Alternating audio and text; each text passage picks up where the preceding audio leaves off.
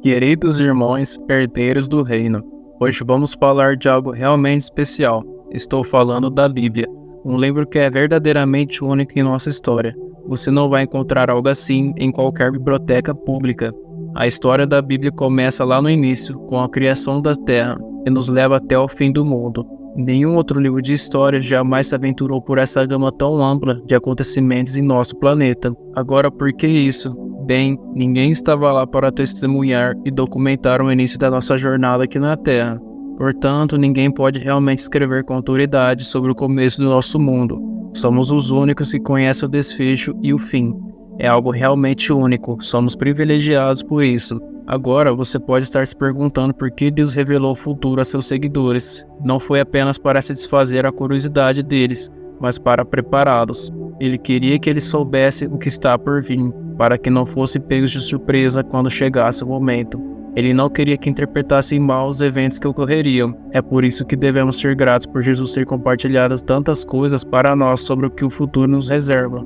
Muitas pessoas se perguntam se estamos vivendo nos tempos finais. A Bíblia, no entanto, fala sobre os últimos dias, e estamos nesses últimos dias há mais de 2000 anos atrás. Irmãos, é importante entender que os últimos dias começaram no Pentecostes, um momento significativo em que a primeira profecia dos últimos dias foi cumprida. Isso é algo que tem se repetido ao longo das gerações cristãs. A essência é que devemos viver de maneira a estarmos prontos para o retorno do Senhor. A Bíblia é realmente um livro incrível, repleto de previsões. Contém 735 previsões sobre o futuro. É quase um quarto de todos os capítulos da Bíblia. Desde o começo até o fim, podemos basicamente chamá-lo de um texto profético, embora alguns livros se concentrem mais em previsões do que outros. 596 dessas 735 previsões realmente se concretizaram e se tornaram realidade, exatamente como as Escrituras previam. Isso representa um impressionante 81% de todas as profecias bíblicas, e lembre-se, algumas dessas profecias foram feitas séculos antes de se cumprirem, pois Jesus nos instruiu a vigiar e orar. Exatamente o que temos que fazer, pois a oração e vigiar nos ajudará a conquistar a herança que Jesus nos prometeu. Estamos observando de perto, esperando ver essas previsões se concretizarem antes de presenciarmos o retorno do Senhor. Herdeiros, é importante não ficarmos apenas parados, olhando para o céu esperando que Jesus apareça. Não foi isso que ele quis dizer quando nos instruiu a vigiar e orar. O que ele quis dizer é que devemos manter um olho atento sobre o que está acontecendo no mundo e observar os sinais que ele nos deu para nos prepararmos. Esses sinais veremos em Mateus capítulo 24, onde os discípulos perguntam a Jesus sobre os sinais de sua volta e o que deveria fazer se não soubesse quando isso aconteceria. E a resposta de Jesus a essa pergunta é direta. Devemos agradecer a Deus, irmãos, por ele ter respondido de forma tão clara. Agora, no livro do Apocalipse, ele fornece uma resposta muito mais detalhada e abrangente. No entanto, aqui em Mateus 24, ele nos dá um resumo dos sinais que precederão sua chegada. Os discípulos se aproximaram secretamente de Jesus enquanto ele estava sentado no Monte das Oliveiras. Eles disseram: "Diga-nos, quando tudo isso vai acontecer? Qual será o sinal da sua volta e o fim do tempo?" E então Jesus lhe deu a resposta. O ponto crucial é não sermos enganados, pois muitos virão em meu nome, alegando ser o Messias. Eles enganarão muitos. Além disso, vocês ouvirão falar de guerras e ameaças de guerras, mas não entrem em pânico. Essas coisas devem acontecer, mas o fim não virá imediatamente. Nação se levantará contra nação, e reino contra reino. Haverá fome e terremotos em muitas partes do mundo. Tudo isso é apenas o começo das dores de parto. Vocês, meus seguidores, enfrentarão tempos difíceis, serão presos, perseguidos e até mortos. Serão odiados em todo o mundo por causa da sua fé. Muitos se afastarão de mim, trairão e odiarão uns aos outros. Falsos profetas surgirão e enganarão muitas pessoas. Pecado se espalhará em todos os lugares e o amor de muitos esfriará. No entanto, aqueles que perseverarem até o fim serão salvos. As boas novas do reino serão pregadas em todo o mundo, para que todas as nações ouçam, e então o fim chegará. Prestem atenção a essas palavras. Aqueles que estiverem na Judéia deverão fugir para as encostas das colinas. Se alguém estiver no telhado, não entre em casa para pegar suas coisas. Se alguém estiver no campo, não volte para pegar um casaco. Imagine quão horrível será para as mulheres grávidas e mães que amamentam naqueles dias. Façam sua oração para que sua fuga não ocorra no inverno ou no sábado. pois haverá uma grande angústia nunca vista antes, pior do que em qualquer momento desde o início do mundo. Na verdade, a menos que esse tempo de calamidade seja abreviado, ninguém sobreviverá. No entanto, Deus o encurtará por causa de seus escolhidos. Portanto, não acreditem em quem disser, aqui está o Messias, ou ali está ele. Não se deixe enganar por falsos messias e falsos profetas, que realizarão grandes sinais e maravilhas, a fim de enganar até mesmo os escolhidos de Deus, se não o vigiarem. Lembre-se que eu o avisei antecipadamente. Então, se alguém lhe disser, o Messias está no deserto, ou ele está escondido aqui, não acreditem. Pois assim como o relâmpago brilha no leste e se estende até o oeste, assim será quando o Filho do Homem vier. Assim como os arbustos se reúnem onde há uma carcaça, esses sinais indicam que o fim está próximo. Imediatamente após a angústia daqueles dias, o sol se escurecerá, a lua não dará luz, as estrelas cairão do céu e o grande poder do céu será abalado. Finalmente a chegada do Filho do Homem aparecerá no céu. Haverá uma grande comoção entre todos os povos da terra. E eles verão o Filho do Homem vindo das nuvens do céu com poder e grande glória. Ele enviará seus anjos com poderoso toque de trombeta, e ele reunirá os seus escolhidos de todos os cantos do mundo, do confins da terra até o céu. Agora, aprenda uma lição com a figueira. Quando seus galhos brotam e suas folhas começam a crescer, vocês sabem que o verão está próximo. Da mesma forma, quando vocês veem todas essas coisas acontecendo, pode ter certeza que a volta dele está muito próxima.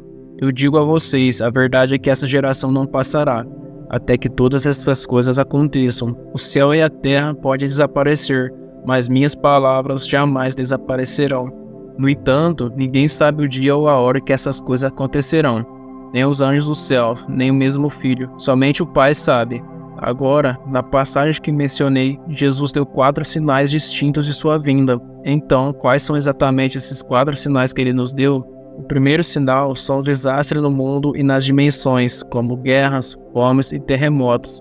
Esses eventos, sem dúvida, estão ocorrendo e têm ocorrido ao longo de mais de 2000 anos. No entanto, eles estão se intensificando, o que sugere que estamos nos aproximando do cumprimento desse primeiro sinal. Jesus nos alerta para não sermos enganados, repetindo isso várias vezes. À medida que nos aproximamos do fim, o perigo do engano é real, tanto dentro quanto fora da igreja.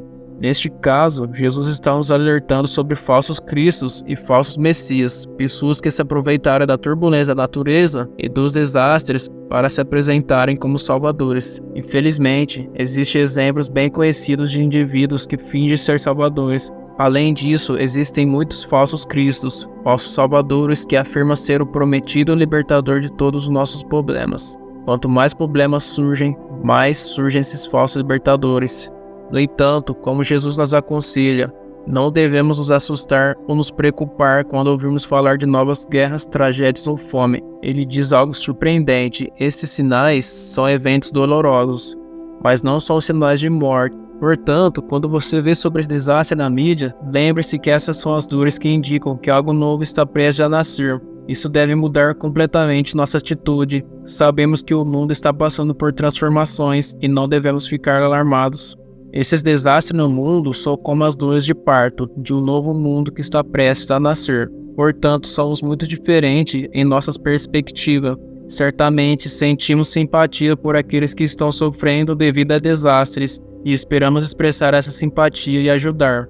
No entanto, em nossos corações não estamos alarmados, estamos esperançosos, estamos ansiosos por um novo nascimento de um novo mundo. Portanto, não ficamos abalados, tristes ou deprimidos diante de todos os problemas do mundo. Em resumo, o conselho de Jesus para nós seria não entrar em pânico, não ser perturbados, mas até mesmo alegrar-nos e reconhecer que todos esses acontecimentos são sinais de algo novo acontecendo para o bem daqueles que amam a Deus. O segundo sinal da sua vinda não está no mundo, mas na igreja. O desastre do mundo representa o primeiro sinal. A igreja e não o mundo é o segundo sinal de sua vinda. O primeiro aviso são o desastre em todo o mundo, enquanto o segundo são as mudanças nas igrejas. Da mesma forma que Jesus dividiu o primeiro sinal em 3 partes, guerra, terremotos e fome, ele divide o segundo sinal em 3 partes. Tudo isso acontece dentro da igreja. Primeiro, a perseguição. Seremos odiados em todas as nações. O segundo aspecto desse sinal envolve uma redução significativa do tamanho da igreja, como o amor de muitas pessoas se esfriando. Quando toda a igreja enfrenta pressão, muitos cristãos se enfrentarão sobre o peso da perseguição generalizada no mundo. Essa é uma parte muito desafiadora do sinal. No entanto, a grande surpresa está na terceira parte do sinal. O evangelho será pregado a cada povo da terra. A terceira parte do sinal é que o evangelho será proclamado por uma igreja purificada, mas em menor número. Uma igreja purificada terá um impacto ainda maior no mundo, e é exatamente isso que Jesus está insinuando. Falsos profetas podem ser uma fonte de engano em tudo isso, e devemos estar cientes dos ensinamentos dos falsos profetas. Quando não há paz, eles ensinam paz, em vez de ser uma fonte de desafio para a verdade. Sua mensagem é de conforto, dizendo que está tudo bem, que nada disso vai acontecer. Devemos resistir a esses falsos profetas. Jesus aconselha que aqueles que perseverarem até o fim serão salvos quando esse sinal ocorrer. Quando todos os aspectos da igreja forem desprezados pelo mundo, este é o conselho de Jesus para todos os cristãos. Mas por que isso deve ser o caso? A resposta está no fato de que o trigo e o joio crescem juntos. Quanto mais perto eles chegam da maturidade plena, mais tensão existe entre eles. Portanto, é natural que os cristãos estejam sob muita pressão no final. Nosso pertencimento não é deste mundo, nossa cidadania está no reino celestial. É por causa disso que o ódio pode surgir. Afinal, Jesus era tão diferente de todos e sua diferença atrai o ódio contra ele mesmo. João 15, versículo 19 diz: "Se você fosse do mundo, o mundo o amaria como seu próprio. No entanto, o mundo o odeia, porque você não é do mundo. Em vez disso, eu escolhi você para ser preparado do mundo." Não é divertido ser desprezado. E é isso que nos leva ao terceiro sinal dos fins dos tempos, a angústia de Jerusalém. Geograficamente, essa angústia será muito limitada. Nessa passagem, Jesus cita as profecias de Daniel, fazendo referência a uma personagem nas profecias de Daniel conhecida como a abominação de desolação. Mas o que tudo isso significa? Qual é o grande acordo? Trata-se de um ser humano, um homem que se estabelecerá na própria cidade de Deus, declarando-se Deus e recusando-se a aceitar a vontade de qualquer outra pessoa acima da sua própria.